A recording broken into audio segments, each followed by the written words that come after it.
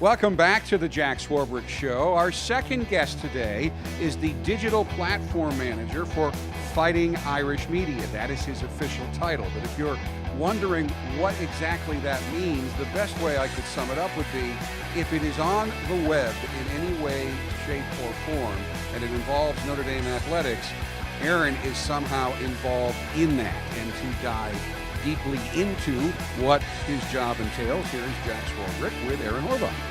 Aaron, thanks for being with us. The Zen Master of all things Notre Dame digital. Yeah, it's on my nameplate, so we're good to go. Yeah. There's so much I want to cover with you in this segment because what you do is so important to our success these days. But let's start with the obvious one, and that is the remarkable piece you were the key architect for regarding Bo and Matt Farrell. How did that come together? Did you foresee the success it generated, and what did we learn from it? Yeah, well, first of all, good question. Three-part question, I guess. We started about 45 days before it all happened, and it was a really simple question from the USO, the United Service Organizations, who do a lot of great work. I know Coach Bray's done a lot of things with them overseas a couple years ago. They reached out to us, their local representative, and we decided this is a great thing. Matt Farrell, if anyone knows the Farrell family, they're a phenomenal family. Yeah. Matt's a great kid, starting point guard on our men's basketball team.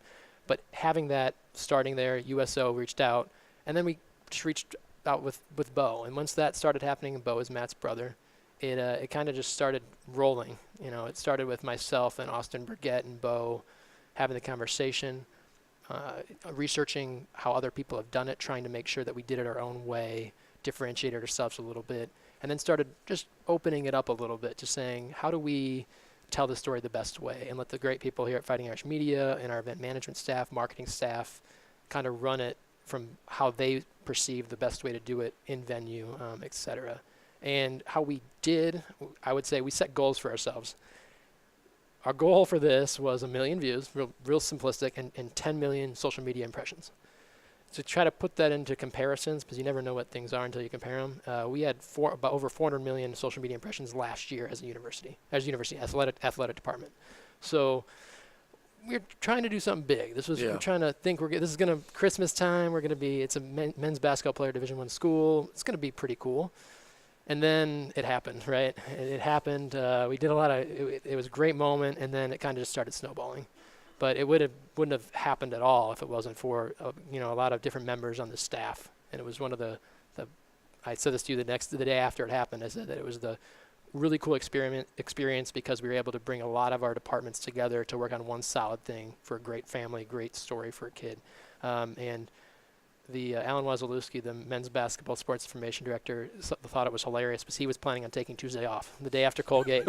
And he worked 16 hours that day through all the different 45 or 50 media outlets that reached out in the 12 hours afterwards, from People Magazine to NBC Nightly News to ABC World News with David Muir, all these huge corporations and different stories that we don't usually get our great student athletes involved with.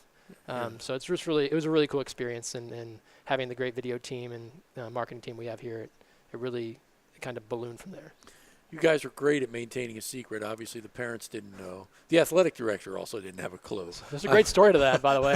Dan Skenza, my boss, was like, I saw Jack standing there, and I was like, I probably should go tell him what's about to happen. And I was like, thank you. I was walking off the court. Yeah.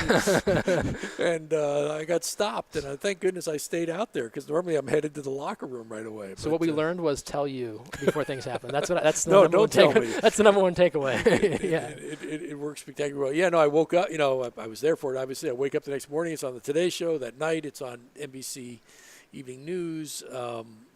Just remarkable pickup. What contributed to that momentum, all the sort of mania that attached to it? Yeah, my business teacher in college would have said that prior preparation is the way to do things, meets or trumps poor performance, right? And the preparation, we spent about 50 hours between 12 of us. Some of us spent 15, some of us spent 1, but preparing for this moment, if you will. Before it even started, before the taping started, before Bo set foot on campus, we spent 50 hours about when we did our little bit of math. And what that entailed was making sure we're ready for what the media is going to ask, make sure we're ready for what the media is going to request of us, so we know where it's going to go. It's going to go in a folder that all the media has access to. So instead of us having to use an FTP, which would be our video team sending stuff to NBC, our sports information director was something we set up, was they were able to just provide a link that every single time someone said, here is a link, this has Matt Farrell's bio, Bo Farrell's information, the video game feed, and then the great video that our video department put together that has been viewed over 10 million times. Like, that's the type of thing. Preparing for a moment like that is really important, and it took a lot of effort, but it made our lives easier as the moment kind of transpired, because we were ready to help and make sure that you saw it on Tuesday morning. Right. What does that experience say about the broader purpose of what you're engaged in and what we want the department to do? Yeah, and we always want to say, from a department down, our boss, you is, as well, talk about our why, right? We want to be a force for good in the world. We want to tell a great Notre Dame story, and we want to reach people. We want to talk through our pillars. We want to talk about the community and our excellence and our faith and our tradition, and we also want to innovate. And these are types of things that we want to do. We feel like this story was an absolute, without talking about basketball, a home run, if you will. Yeah. It's a home run of a story because it talks about a starting guard that means so much. His family they're so close, and there's so many people around the country that are going through the same thing that his family thought they were going to go through. Right. And that was we talked about it this morning in a meeting and said, why did this blow up so much? It's around the holidays. People miss, like, this would have been Bo's, he was gone last year.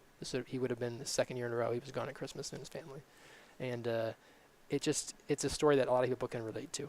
I had family members that were in the armed forces, and I'm sure everyone in this office at least knows someone that was in the armed forces. Right. So I think that's why it touched so many stories. It was the good feeling story on every newscast, and that's kind of why we think it's great, and it's great for the university, and it's great to tell our story and to show that athletics, yes, we can be a conduit to telling a great story and telling you about these great student athletes and these student athlete profiles. And this was the ability for us to do it. Yeah, you mentioned the preparation, which was evident in so many ways. I loved the fact that the video felt like it was coming via satellite, because it sort of broke up for a little while. I mean, you guys covered everything. Yeah, I can't take any credit for that. Randy Orak on our video team, and Jonaine Massad and Mike Bonner, they were integral in making sure that production on screen. I let them do what they do best. They are experts in thear field, and I'm going to stay 1,000 yards away from that, because they knocked it out of the park. They did even more than I expected. Yeah, no, it was a great part of it. So that also raises a different element of the challenge that you face in helping us get our message out, and that is you're deploying over so many forms of media.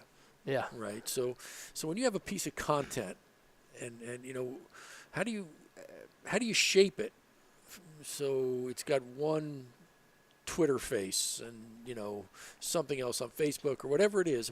How does that work? What's the approach? Yeah. So let's take Shamrock series, for instance. That's something we work on every year, right? It seems like. And so last year, when we want to release a Shamrock series announcement, we see Bleacher Report does a great job of this. They talk about each of their aspects are magazines, if you will. And not everyone should get every magazine. Right. So same thing with Instagram and Facebook and Twitter and uni.com, which is our main athletics website, and WatchND, that's our video platform. We need to figure out what is the target market for those and the demos, and we understand the demos of saying either the gender gap or the age differential, and understanding what does that audience want to see and how do they want it presented. Because there's one thing is there's a difference between presenting it one way. It might be the same story. Right. But you don't got to force feed it to them. Right. You got to just tell them what that you think that group will want to hear. And so what we think through in the Matt Farrell reuniting piece is an easy thought process to what content do we have that meets this great moment. We want to meet great moments with great content. That's what I tell my social media team a lot, is meet moments with great content. And so when that moment happened, I said, let's collect everything. And the next day we talked about it. What else can we talk? We added photo galleries that are huge engagement on Facebook, because it seems like we always get a lot of engagement. We do one professional only piece on Instagram, because that's what people want to see. What photo tells the entire story that someone can see. On Twitter, we can tell the story a few different times, but most likely it's going to be video, because that seems to be what carries the day on Twitter. And then Facebook is going to get a couple different things because it's such a wider audience. It's a little older demo, but it's still a wider demo. Right. Instagram's our youngest demo that we're going to have. And so we think through that a little bit. We think through it more on tentpole events, and I would call this a tentpole event, just like Shamrock Series Unveil or Uniform Unveil is a tentpole event. But we try to make sure that we are using all the content we have and figuring out what it gets. It's ingredients in a meal, right? Yeah. How do you make a food and where do you put it? This is a tentpole event and has the extraordinary impact, although not an impact I think any of us could have anticipated. But a lot of what has to be done is just day-to-day stuff, right? I mean, how is that planned and programmed, and how do you just keep us current? Yeah, it's a great question. It's something we're struggling with. It's tough, and you got to think we're dealing with 26 different sports, and you're dealing with some sports that have more coverage, that have more content, that have more regulations. With football, with hockey, we have great deals, great relationships with NBC Sports, with our sports that deal with the ACC network. It's different things we can deal with. So we have to figure out is how do we tell the story and what is the story we want to tell for that day. So, for instance, with hockey, Anders Bjork's having, he's just talked with you. He's having a great, year. He's Hobie Baker potentially. He's an All-American candidate for sure. Like, the kid has developed so well since his freshman year.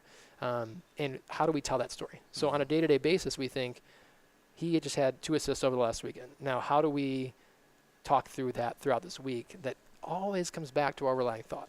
We should be pushing him and helping him be known nationally and internationally, as we talked about, him being in the juniors a couple years ago. So in our senses, we just got to look at how things are, what's happening, game recaps, great stories that we're writing on our website, great videos we're putting out. This show, for instance, how do we use this show as a conduit to telling great Notre Dame stories, and always overarching being a force for good in the world. Yeah. We've only got about 3 minutes left in this segment, but we are now a producer of content ourselves, but we still have to work with those who cover us.